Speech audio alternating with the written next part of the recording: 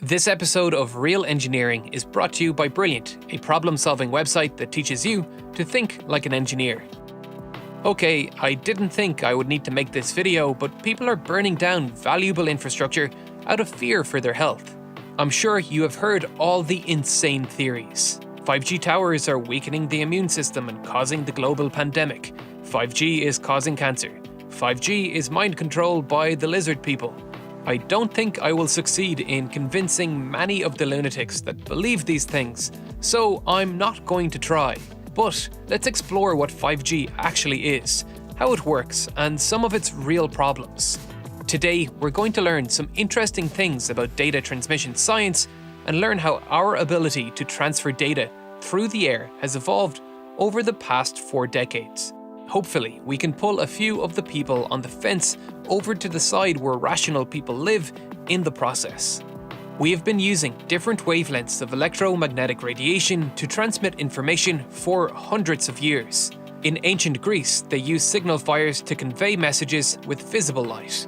Today, we send messages with light through fiber optic cables. These cables are capable of carrying insane quantities of information and are the bedrock of the internet. But we can't connect all devices to it, because many devices need to be wireless. To make wireless data transmission possible, cellular networks needed to be developed, and it all started here in Japan in 1979, with the first generation cellular network, which we now call 1G. It began in Tokyo, where high-power radio towers would communicate directly with phones installed in cars. These towers used radio waves with frequencies sitting around here on the electromagnetic spectrum and simply transferred the data in analog. Let's see how analog data can be transmitted using a carrier frequency. Say we want to send a sound wave, a simple sine wave of 100 Hz. We want to apply it to an 850 MHz wave, a wave with significantly higher frequency. We can do this with amplitude modulation or frequency modulation, AM and FM. You have definitely heard of these terms before with radio stations. AM applies the data to the amplitude of the carrier frequency, so it will vary the amplitude of the carrier frequency, like so, basically tracing the original wave with its peaks and troughs. FM applies the data to the frequency of the carrier wave, like so, varying the distance between peaks to trace the original wave. To transfer a call using this method, you need a dedicated frequency band, defined by the lowest and highest frequencies used. If another user is using that frequency band on the same tower, then you need to use a different frequency band. The more frequency bands you have, the more calls the tower can handle. This is bandwidth. As the number of users grew, the system's capabilities were continually being stretched. Adding more frequencies to grow bandwidth is an option, but adding frequencies comes with its difficulties. Frequencies need to be licensed, and there is a lot of competition. Weather radar, military communication and security systems, GPS, television broadcasts, radio stations, radio astronomy, aviation systems, and air traffic control, they all need their own frequency bands. In order to gain new frequency bands, companies often had to go to auction and purchase the license with huge capital investment. This was done with every new generation of cell network, but a lot was done to cram more data onto a single frequency band through the years. Increasing the number of users that can use the same frequency band can be as simple as increasing the number of towers. Instead of using a single high-power tower to cover an entire city, multiple lower-power towers could be used. Frequency bands could then be assigned to individual customers within each tower's range without interfering with the same band in neighbouring cells. This increased the number of users networks could support, but it did not increase the data transfer rates. At its best, 1G was capable of 2.4 kilobits per second, but describing it in bits is a bit counterintuitive because, as we said, it worked in analog. Bits were the units of digital data. 2G ushered in a new era of mobile phones with the introduction of a fully digital system. Instead of encoding an analog signal into a frequency band, we encoded binary data. If you are like me, this was your first experience with cellular networks. My first phone was this beast, the legendary Nokia 3310. Sure, it could make calls, but digital data allowed for a new form of communication. This was the era a new language was born, TextSpeak, a language of gibberish invented to keep within the 160 character limit and prevent your mobile network provider from charging you for 2 texts. In English, each character in that 160 character text was encoded with 7 bits. Therefore, a 160 character text contained 1,120 bits. When 2G was first introduced, it could achieve 9.6 kilobits per second. It could handle that 1,120-bit text message with ease, but the 2G era lasted right up to the launch of the first iPhone, and speeds had increased to 200 kilobits per second thanks to improved internet protocols like General Packet Radio Switching, or GPRS, sometimes referred to as 2.5G. By the time the iPhone 2 launched, 3G was the new hot topic. 3G introduced additional frequency bands. It's estimated that in Europe alone, companies paid over $100 billion in auctions to gain new frequencies. But 3G also made the change to a system that fully utilized the method of data packet switching, which GPRS utilized. Packet switching allowed thousands of customers to share many different frequencies far more efficiently. Here, data was split into smaller data packets. Each data packet contains a header, which contains the address of the destination and information on how to reassemble the data packets. Splitting the data into smaller bite-sized chunks allowed us to make better use of the frequency bands available. Instead of trying to find a large gap of availability on a single frequency band, we could split the data into small chunks and send it across many different frequency bands the moment a small availability appeared. Like changing from sending a huge truck of data on a single road to sending thousands of motorcycle messengers over roads with the least traffic. This made our use of the frequency band's capacity more efficient and allowed us to carry more data. As time went on, these protocols improved, allowing even more efficient use of the bandwidth. In 2005, High-Speed Packet Access, or HSPA, which you have likely seen represented on your phone as a H+, was introduced, which increased speeds up to 42 megabits per second. This was labeled 3.5G. 4G introduced a new technology called long-term evolution, or LTE. It introduced even more frequency bands like the 700 MHz band that was previously used for analog TV broadcasts. It also introduced a new way of squeezing more data through the existing frequency bands with orthogonal frequency division multiplexing, or OFDM. OFDM allowed us to send far more data. You are probably familiar with the idea of constructive and destructive interference, where 2 waves meeting can combine and either enhance or cancel out the amplitude of each other.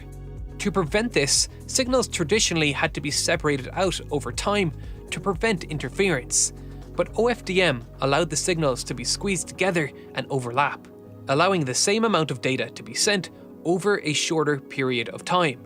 When the signals arrived, they were separated out and converted to binary data once again. How? I don't know. Magic or math or something.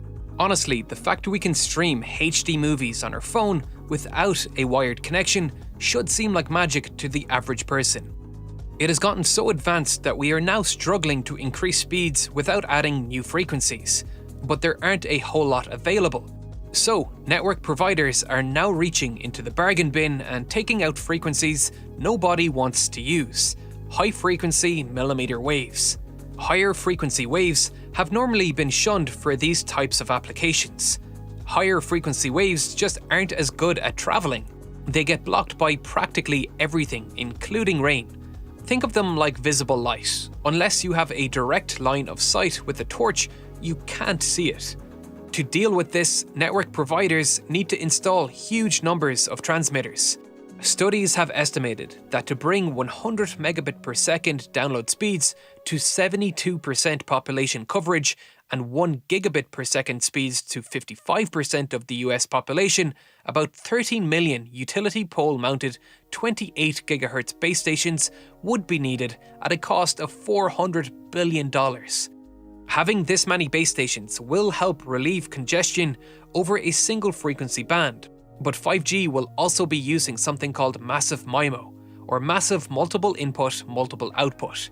These are basically just groups of antennae that are listening and broadcasting to the same frequency bands. This would cause interference, but 5G is also looking to use beamforming, which will allow the antenna to aim at your phone instead of broadcasting the signal in all directions. This, coupled with the fact that higher frequency waves can carry more data, means 5G is reaching speeds of up to 1,800 megabits per second in the US.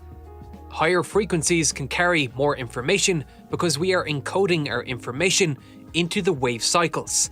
Our measure of frequency is hertz, but all 1 hertz really means is that 1 wave cycle is reaching us per second. 10 hertz means 10 wave cycles are reaching us per second, and 190 megahertz means 190 million wave cycles are reaching us per second. Because we are encoding our information into the wave cycles, that means we can encode more information into higher frequency waves.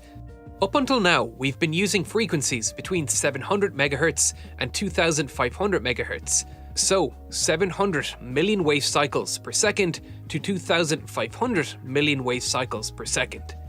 5G will allow higher download speeds and lower latency. This will be huge for time-critical technologies like self-driving cars that require rapid communication between vehicles in the network and allow even more devices to join the network to create the Internet of Things.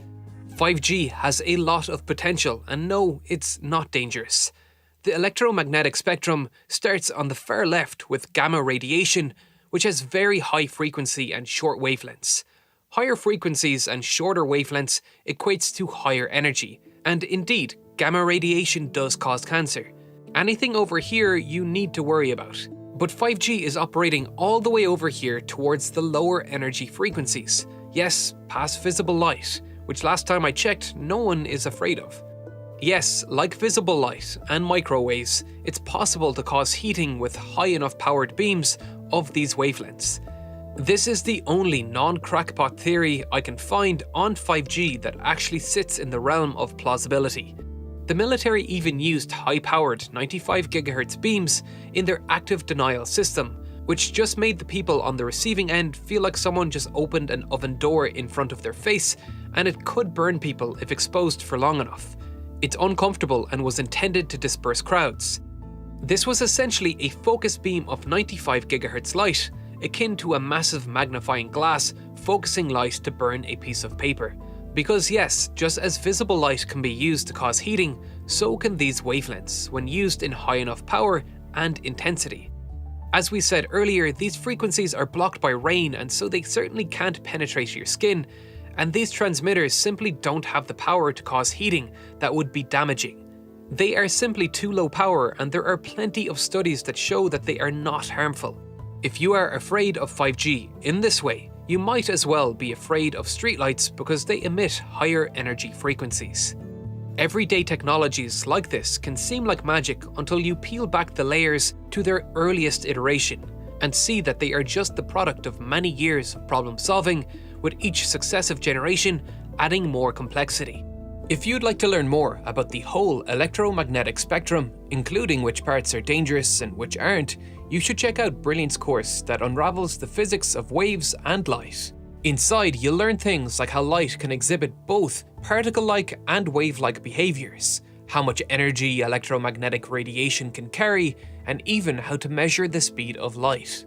You can set a goal to improve yourself and then work at that goal a little bit every day. Brilliant makes that easy with interactive explorations and a mobile app that you can take with you wherever you are.